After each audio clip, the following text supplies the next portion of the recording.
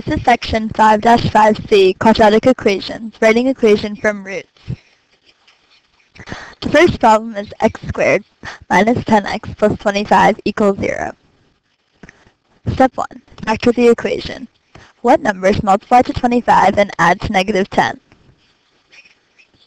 The answer to this is negative 5 times negative 5, which you put in the parentheses.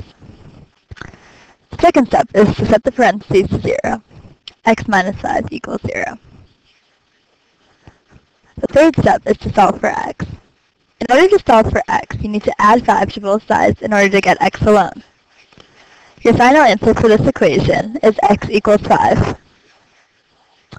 The second problem is 12x squared minus 147 equals 0.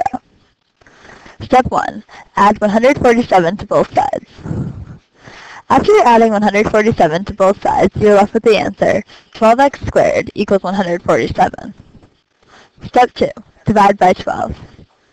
In this step, you need to divide both sides by 12, leaving you with x squared equals 12.25. The third step is to square root both sides. Reminder: when you add the square roots solving a problem, the answer is always plus or minus. So, after square rooting both x squared and 12.25, you're left with the answer x equals plus or minus 3.5. The third problem is 3x squared equals 48. Step 1. Divide by 3.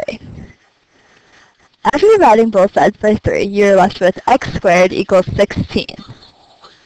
The second step is to square root both sides. Reminder: when you add the square root solving a problem, the answer is always plus or minus.